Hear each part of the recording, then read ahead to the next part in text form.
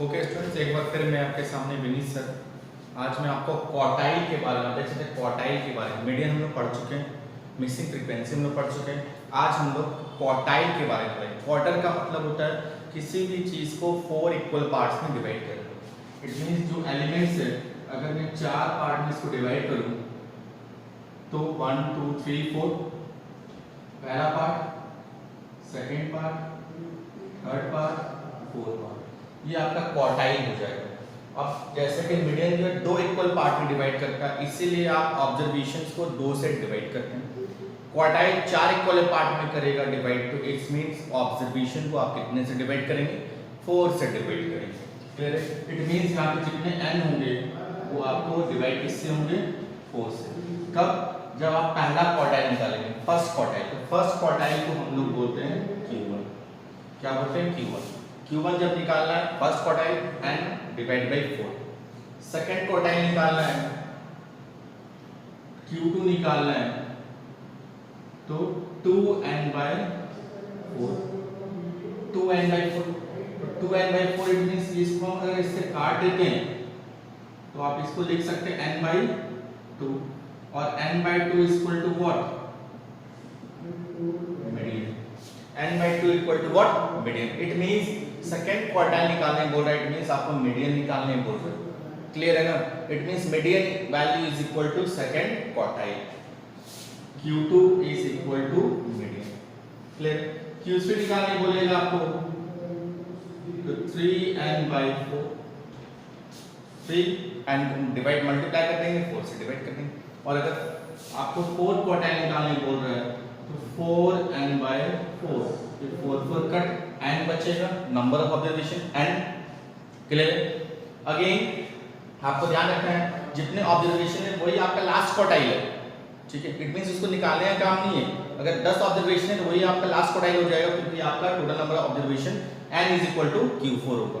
Clear? It means जब भी आपको क्वार्टाइल निकालने आता है तो आपको सब नहीं निकालना है, आपको सिर्फ 2 वैल्यू निकालना है, Q1 और Q3।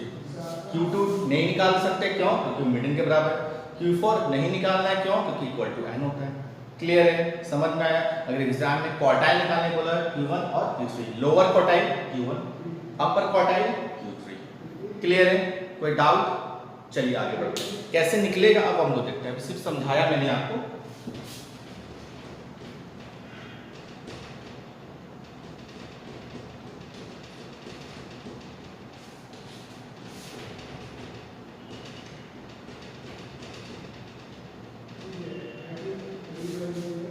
तो हम लोग आगे चलते हैं। हम लोग 3 तरह की सीरीज अभी तक पढ़ रहे थे, इंडिविजुअल सीरीज, डिस्क्रीट सीरीज और continuous series.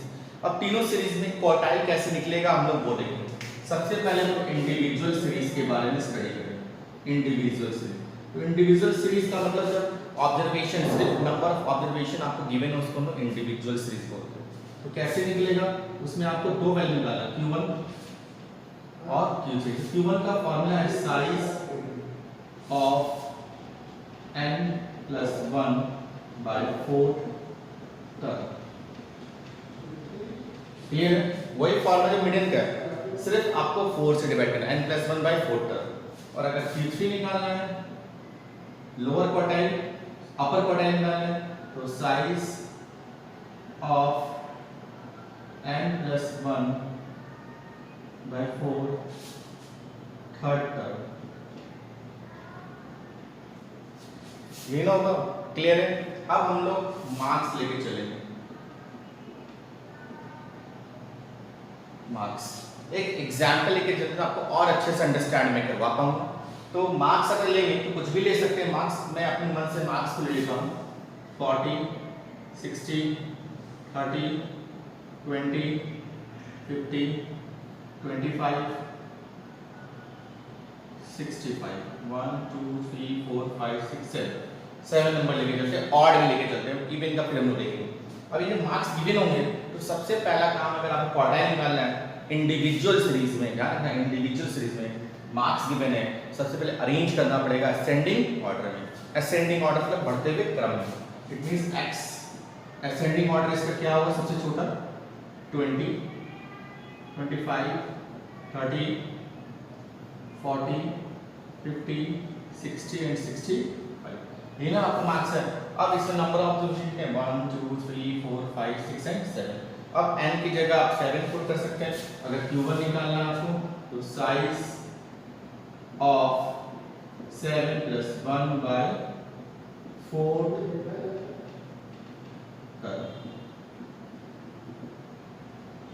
Size of 7 plus 1 8 8 divided 4 second term.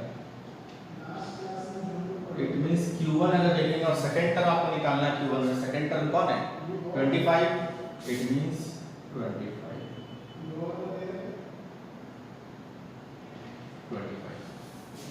Clear. कोई डाउट इसमें? अब आते हैं नेक्स्ट q3 निकालना। q3 निकालेंगे तो अगेन साइज ऑफ 3 एंड कितना हो जाएगा आपको 7 ही होगा 7 प्लस 1 बाय 4 टर्म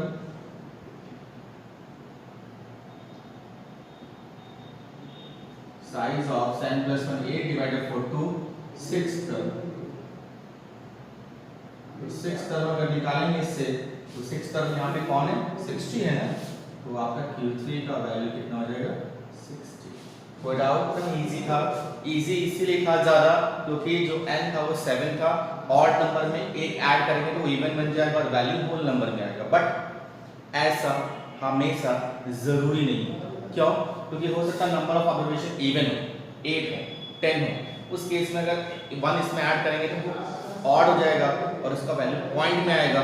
फिर कैसे निकालेंगे वो भी एक क्वेश्चन में आपको करवाता हूँ। ठीक है, इसको मैं मिटा दूँ, हो गया। कोई डाउट इसमें? एक बार देख लीजिए इसे।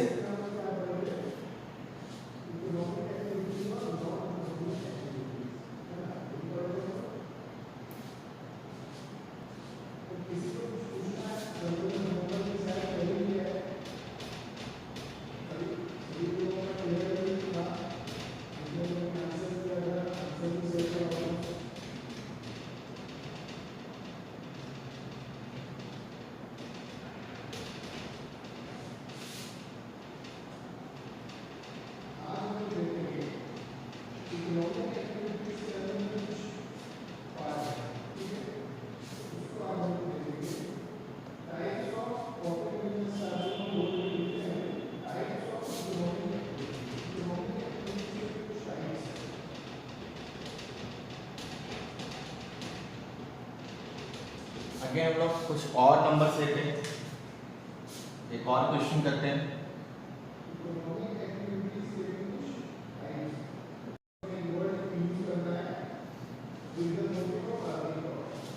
ओके स्टूडेंट्स, एक बार फिर मैं आपके सामने हम लोग अभी तक इंडिविजुअल सीरीज पढ़े, आज मैं आपको डिस्क्रीट सीरीज के बारे में बताऊंगा। अब मैं तो डिस्क्रीट सीरीज में आपको सेम फार्मूला है q1 और q3 का, फार्मूला सेम है, लेकिन डिस्क्रीट सीरीज कैसे आप आइडेंटिफाई करेंगे?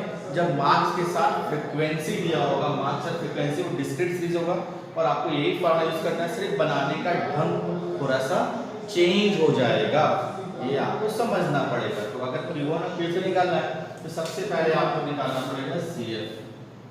सबसे पहला काम आपका निकालना है CF।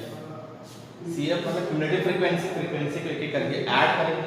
तो पहला 4 में नेक्स्ट फ्रीक्वेंसी को ऐड करेंगे, 7 में फिर नेक्स्ट को ऐड करेंगे, 14 में नेक्स्ट को ऐड करेंगे, 16 में नेक्स्ट को ऐड करेंगे, 25 26 इन सबको ऐड करेंगे तो ये समेशन है आपको 7 14 16 25 26 और समेशन f को मैंने बताया था, आप बोल सकते हैं क्या n नंबर ऑफ ऑब्जर्वेशन। अब यहाँ पे पुट करते हैं वैल्यू को n 26 plus 1 by 4 size of 26 plus 1 27 divided by 4 करेंगे तो इट मींस आपका 6.75 टर्म आप करके देख लीजिएगा। लेकिन ध्यान रखना यहाँ पे पॉइंट रहे, होल नंबर है, कोई फर्क नहीं पड़ेगा। क्यों? क्योंकि जो भी वैल्यू आएगा वो आपको देखना है किस CF में एग्जिस्ट कर रहा है। ये 6.75 किस CF में आएगा? इसमें तो आएगा नहीं, 7 में आएगा। जिसमें आएगा, जिस CF में आएगा उसके सामने वाला जो x है वो मेरा आंसर होगा। It means q1 equal to how much 12। Clear है? आगे चलते हैं, नेक्स्ट करेंगे साइज ऑफ 3 n 26 plus 1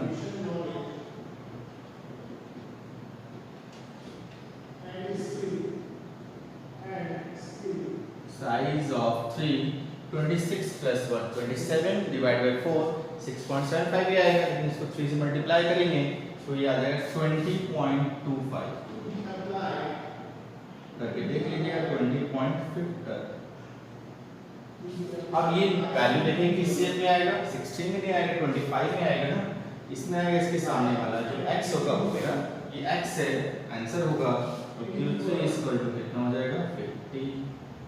कोई डाउट नहीं, इजी था, डिस्क्रीट सीरीज भी जैसे निकालते वैसे से थोड़ा सा प्रोसेस चेंज होगा। Thank you.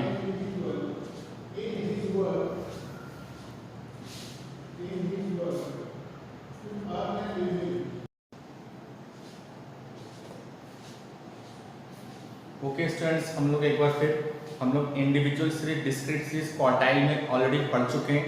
अब हम लोग कॉन्टिन्यूअस सीरीज पढ़ेंगे। तो कॉन्टिन्यूअस सीरीज अगर क्वार्टाइल अगर आप निकालेंगे उसका फॉर्मूला वही है जो मीडियन निकालने के लिए था, आपको याद होगा L1 plus m minus CF by F into I। Formula is same but the value will change according to the quartile, lower quartile and upper quartile, that you have to find. हम लोग एक question लेते हैं, formula वही है, चाहे Q1 निकालें चाहे Q2 निकालें, formula is same L1 plus m minus CF, same formula. एक क्वेश्चन लेते हैं, then you will understand more better. 10 0 से 10 20 30 40 50 फ्रीक्वेंसी लेते हैं,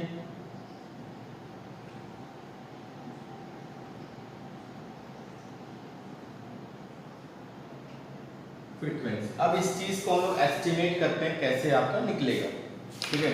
तो अगर क्लास ऑफ फ्रीक्वेंसी की मैंने Q1 पहले निकालेंगे फिर Q3 निकालेंगे, तो सबसे पहले आपको क्यूमुलेटिव फ्रीक्वेंसी निकालना पड़ेगा। आपको पता है कि क्यूमुलेटिव फ्रीक्वेंसी कैसे निकलेगा, तो एक कॉलम बनेगा CF का 4 9 9 में 6 ऐड करेंगे 15 10 25 33, ये सबको ऐड करेंगे, that will end number of observation equal to 33 same होगा। अब सबसे पहले आपको Q1 निकालने के लिए स्मॉल m निकालना पड़ेगा, small m, you have to find the value of small m, क्योंकि स्मॉल m से जो वैल्यू आएगी उससे आपको Q1 क्लास निकलेगा और Q1 क्लास से ही ये सब वैल्यू को आप पुट कर सकते हैं यहाँ पे, तो n/4 हो जाएगा, ठीक है। क्योंकि हम लोग निकाल रहे हैं Q1 निकाल रहे हैं इसलिए n/4 होगा। अगेन n कितना 33/4, इसको पुट करेंगे तो 8.25, क्लियर 8.25। अब ये जो वैल्यू आपका है आप देखेंगे कि CF में आएगा, तो आई थिंक इसमें आएगा, तो यहाँ पे लिख दीजिए Q1 क्लास। इस Q1 क्लास से फॉर्मूला में चाहिए L1, तो वैल्यू को शो करना पड़ेगा एग्जाम में आपको, क्योंकि 20 मार्क्स का आएगा। 10 फ्रीक्वेंसी F यही वाला 5, CF एक ऊपर वाला 4, I ये गैप 10, ये सब वैल्यू पुट करेंगे फॉर्मूला में। तो फॉर्मूला L1, तो L1 कितना 10 प्लस m कितना 8.25 माइनस CF, तो CF कितना 4, फ्रीक्वेंसी कितना 5, I कितना 10। अब इसको सॉल्व कर लीजिए, 10 प्लस इसको माइनस करेंगे 4.25 इनटू ये कट जाएगा 2 टाइम्स में, तो इनटू 2 कर सकते हैं यहाँ पे, तो 10 प्लस इसको मल्टीप्लाई करेंगे 8.50, इसको ऐड कर देंगे 18.5। देखो चेक कर लीजिएगा कैलकुलेशन सही है कि नहीं, ये आपका Q1 निकला। इसमें कुछ पूछना पूछ सकते हैं, एक बार देख लीजिए अच्छे से।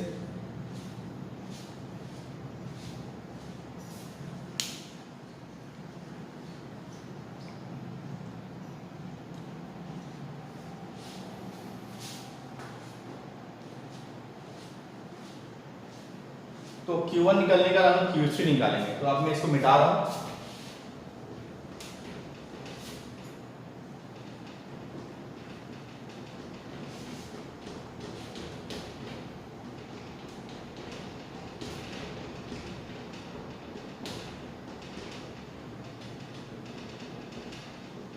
सेम क्वेश्चन है, we will find the value of Q3।